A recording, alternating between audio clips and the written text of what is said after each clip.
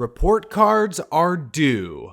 Let's grade every NASCAR Cup Series driver's 2023 season.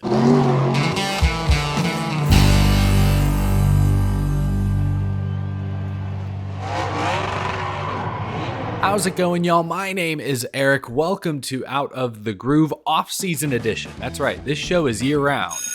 There's the bell, but before we can give out report cards, we have to thank our sponsor. This episode is sponsored by Kubota. Kubota's standard L-Series compact tractors. Affordability, durability, and versatility make it perfect for property owners to tackle any job. It's powerful, it's reliable, it's easy to use, it's easy to maintain. That's what makes this tractor the perfect choice for first-time buyers. The possibilities are nearly endless for the Kubota L-Series compact tractor when paired with performance-matched attachments and implements, such as the loader and bucket to move and haul material, the rotary cutter to clear weeds, grass, and brush, and the box blade to spread material such as gravel on a road or to expand for planting. Also, Kubota and Trackhouse have taken their sponsorship the extra mile this year in support of farmer veterans. Ross Chastain scored at least a couple of top 10s this year in the Kubota colors. For each top 10 finish, Kubota is donating $10,000 to the Farmer Veteran Coalition.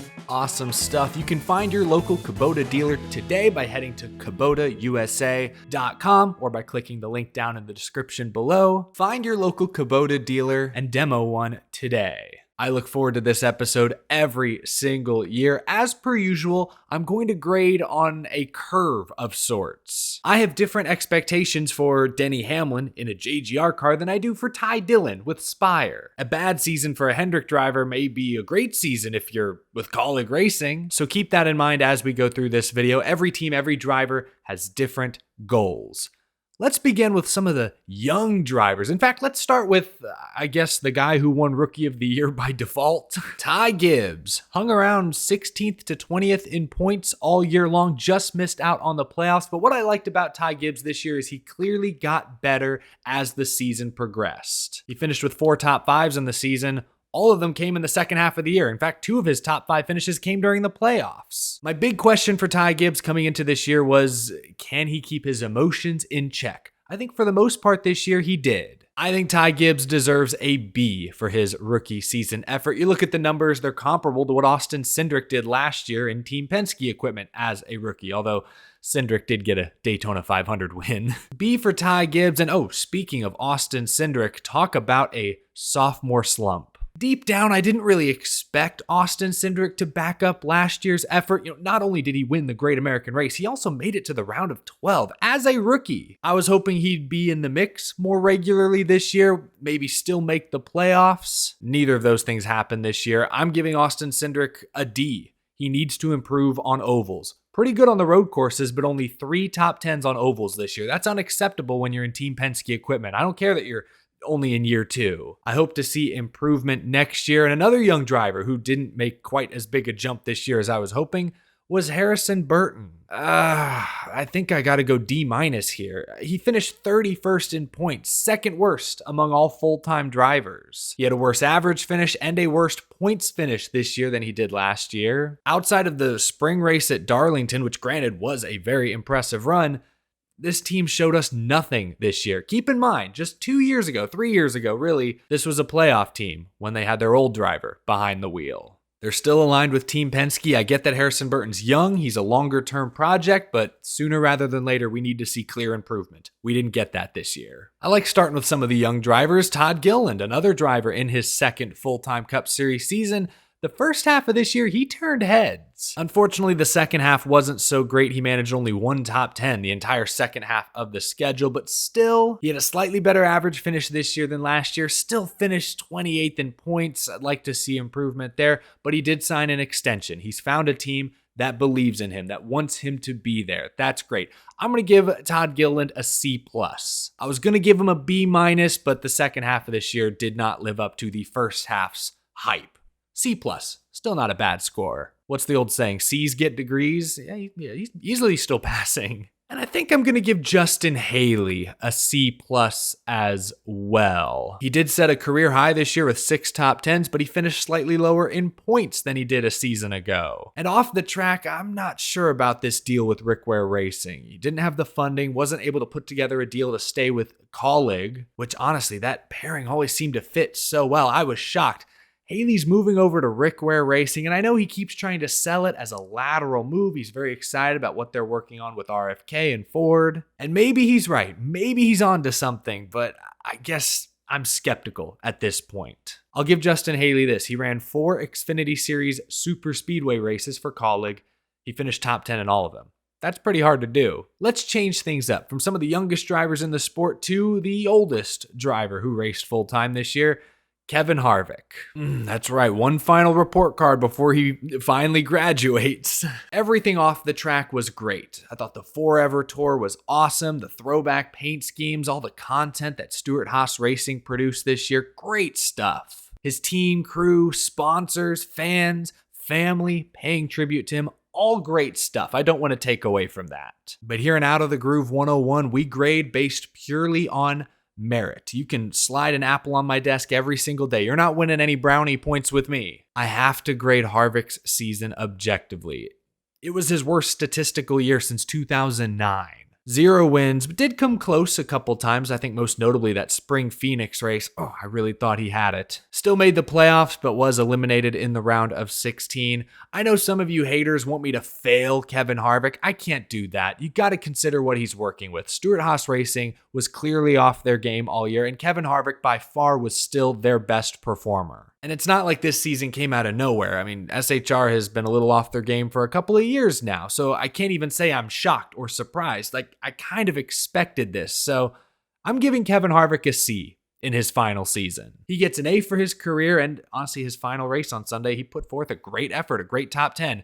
But for the whole season, objectively, I'm going C. Let's stick with some veterans for a moment, including Kevin Harvick's teammate, Aric Almirola, who himself is retiring from full-time NASCAR racing. Results this year were about the same as last year, really the last 3 years, and he kept everyone in suspense. I think sometimes he even kept himself in suspense all summer, well into the fall. Couldn't make a decision regarding his future, was trying to work on different things behind the scenes, trying to get a part-time deal put together. Nothing so far has come to fruition, so that's all kind of unfortunate.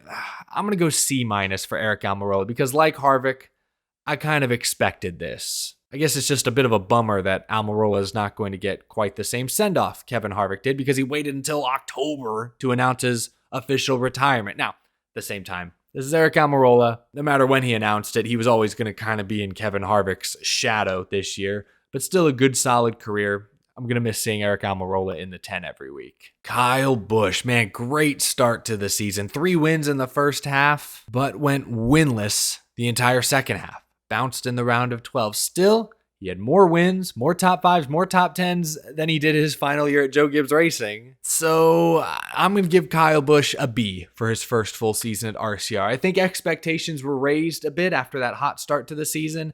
I'm sure the team was disappointed with an earlier playoff exit. Welcome back, Brad Keselowski. His top 5s and top 10 numbers were similar to many of his years at Team Penske. He's still looking for his first win, but I'm going to give Brad an A- this year because nobody expected this car to make the round of 12. And of course, Brad is also an owner, so from that perspective, he got 3 wins as a team owner this year. Huge strides from the entire RFK bunch. I think Brad Keselowski is at the center of that progress. I'll give him an A-. AJ Allmendinger, he's one of the veterans of the sport. His future is still unknown. We know he's going to be racing, but whether it's Cup or he's going back to Xfinity, that's still unclear. You'd hope his win at the Charlotte Roval a few weeks back would convince Pollock to keep him in the Cup Series, but obviously racing is a business. I'm giving AJ a B for this season. That win was huge. The rest of the season, though, was pretty shaky, really, for both Pollock cars. Denny Hamlin. For the second straight year, he was the first driver to miss out on a championship 4 spot, and this was supposed to be his year. Hey, he set the expectations really high for himself. He had a great year, 3 wins. Many of his numbers were actually better this year than they were last year. And off the track, I think Denny Hamlin's brand is as big as it's ever been. Obviously, he co-owns a team with Michael Jordan, and this year that team had great success. Both their drivers made the playoffs. I still think Denny Hamlin should get a good grade. I'm giving him a B+, even though this didn't turn out to be his year. I'm still trying to process what happened to his teammate, Martin Truex Jr. After missing the playoffs last season, the 19 team was on a mission the start of this year. 3 wins in the regular season, won the regular season championship. But the moment the playoffs began, this team did not look like themselves.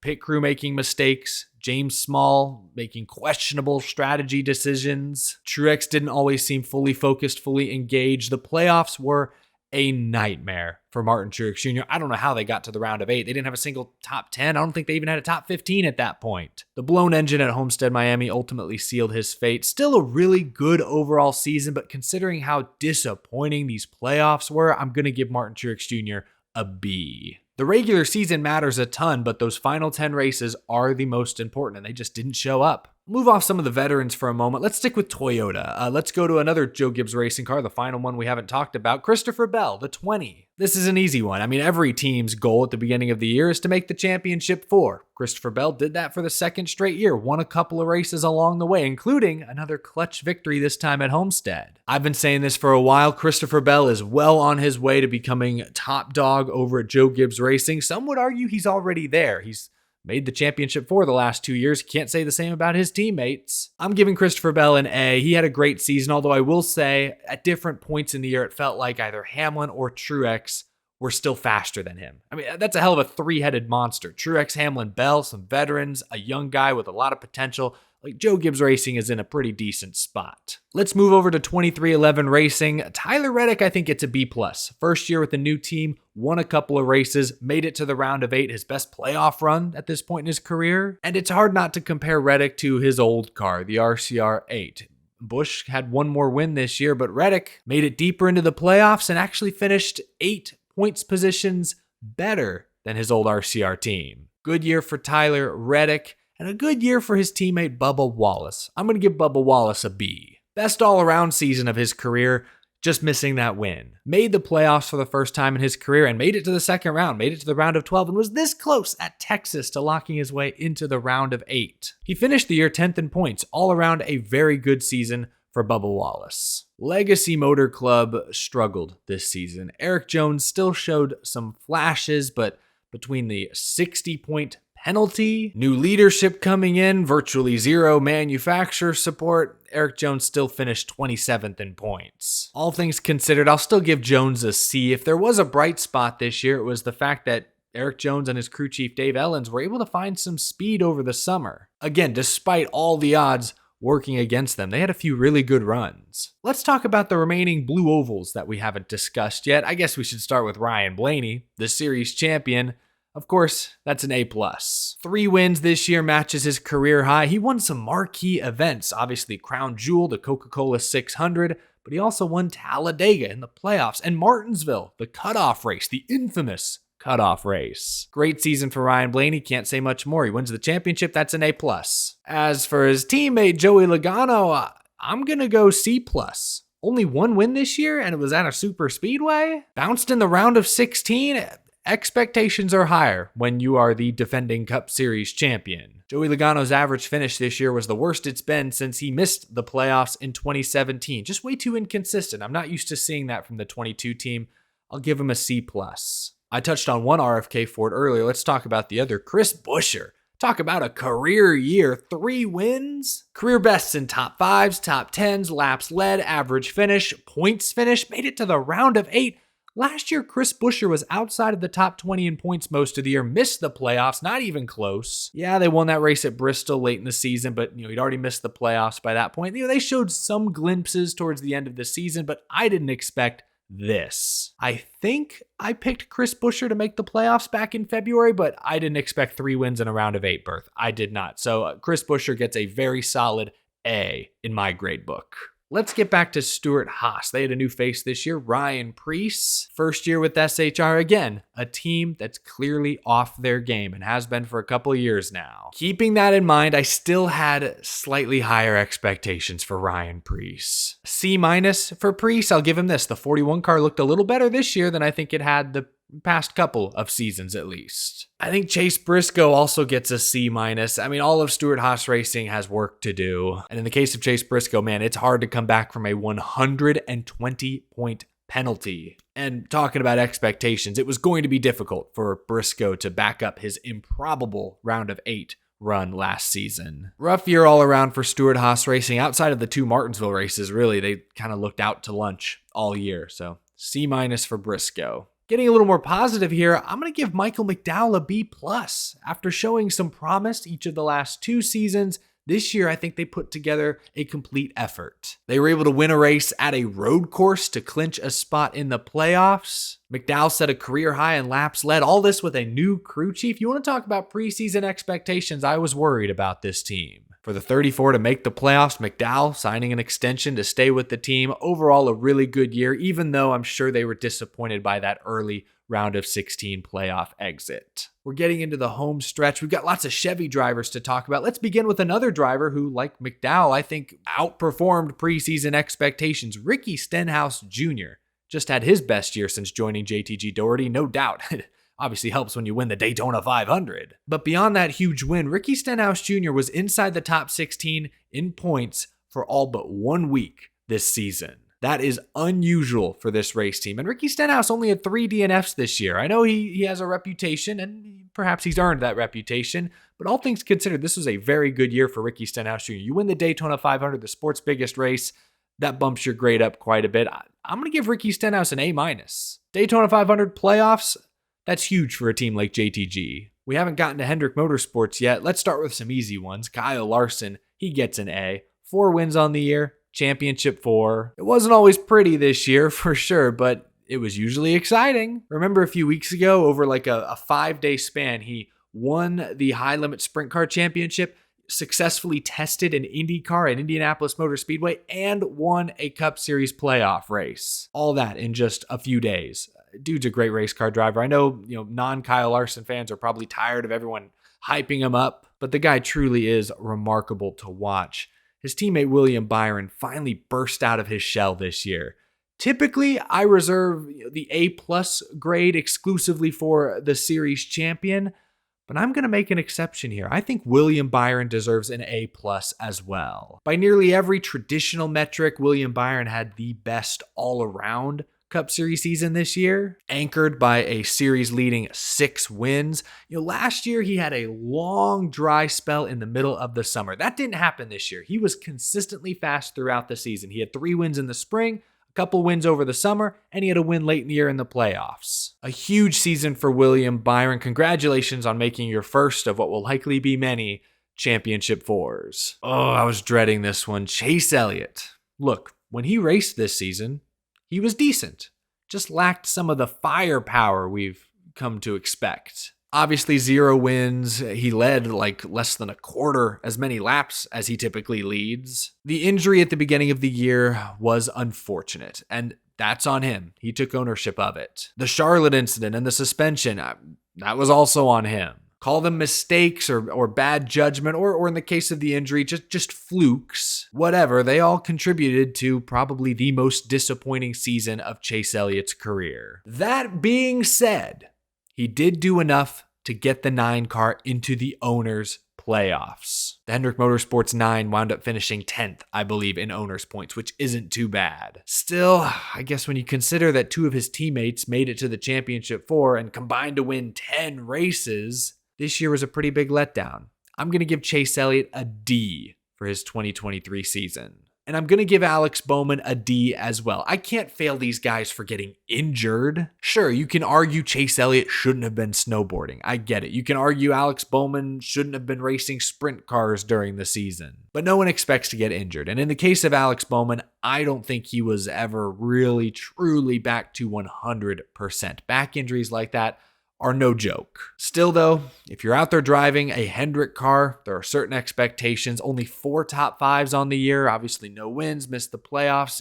That's not good enough. But I can't fail Bowman. And honestly, another reason I can't fail him is off the track, he was able to ink a 3-year contract extension with arguably the best team in the NASCAR Cup Series. So I don't know, things still seem to be going pretty well for Alex Bowman, all things considered. Those were some tough ones there. Let's talk Spire. That's an interesting team. Corey LaJoie. Shoot, I'm going to give Corey LaJoie a B. He just had the best Cup Series season of his career. He beat a Colleague car, a front row car, and the legacy cars in points. And he's tying that extension with a team, Spire, who's making some very interesting moves. There's plenty of reasons to be excited if you're a Corey LaJoie fan. Ty Dillon is a tough one to grade because his future plans aren't set yet. And his name keeps popping up in rumors, talking about other competitive seats. We know he won't be back in the 77, though. I'm going to give Ty Dillon a D+. I mean, he was bad this year. He was the lowest full-time driver in points at the end of the year. And I'm not counting like Noah Gragson in that. But Ty Dillon, 0 top 10s, 0 top 5s. I mean, let's be honest. I don't think he had quite the same equipment Corey LaJoie had most weeks, but still. He didn't do anything this year, but at the same time, I didn't really expect him to do anything this year. Man, I'm starting to wonder if I'm going to give anyone an F tonight. I'm in a good, forgiving mood tonight. It's going to take something drastic to change that. Ooh, that might do it. Ugh.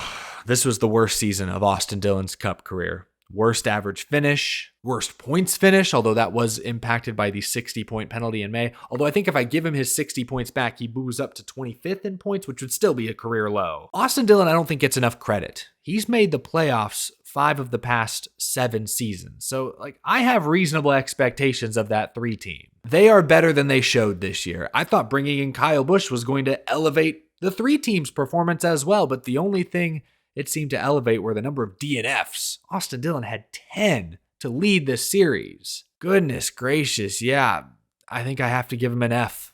I'm sorry, and I hate to throw one person under the bus, but I can already see some of y'all typing this up in the comments. Austin Dillon did get a new crew chief this year. Keith Rodden came over with Justin Alexander moving to a leadership role inside of RCR. It's hard not to look at what Dillon has done previously and then compare that to the struggles this year. Not saying it's all one person's fault, but that is a significant change that did not seem to yield positive results. We almost made it through this grading period without failing anyone, but it had to be done. I'm not sorry. Let's wrap things up with Trackhouse. Daniel Suarez. I'll say this, it's obvious Trackhouse was a little off this year compared to last year, but that being said, Daniel Suarez continues to consistently lag behind his teammate Ross Chastain. Suarez went winless this year, half as many top 5s as last season, missed the playoffs. Ross Chastain's numbers were mostly down as well, but he still managed 2 wins. He still made the playoffs, made it to the round of 12. D for Daniel Suarez. I know he signed an extension at the very beginning of this year, but I have to wonder, with Trackhouse also signing Zane Smith, Shane Van Gisbergen, is the seat under Daniel Suarez getting a little warm going into next season? I don't know. Let's wrap things up with Ross Chastain. Just mentioned him. I think it's fitting that we end with the driver who won the season finale at Phoenix. I think Ross Chastain is still trying to find a sweet spot. At the beginning of the year, he was making a ton of noise. Some good, he was running up front a lot, but also some bad. He was running into his competitors a lot. He was very noisy though, can't deny that. But then the second half of this year, Chastain went uncharacteristically silent. After that win at Nashville, he scored only 1 top 10 over a 9-race stretch. Still, despite this maybe being a slightly down year for Trackhouse, Ross won a couple of races, made it to the round of 12. I think he gets a B-. I'm still going to give him a pretty good score. Not to mention he landed Busch Light as a major sponsor going into next year. That's pretty big as well. There you have it. Report cards are in. Let me know if you agree or disagree with how I graded your favorite driver, and let me know some of your scores down in the comment section below. Let's see if we match. Thank you all so much for watching this video. Leave a like if you enjoyed. Subscribe if you're new. Despite it being the NASCAR offseason, the content on this channel is not slowing down. And thank you, as always, to my Patreon supporters. I'll see y'all again later this week. Have a wonderful rest of your day, folks. Thanks again for tuning in.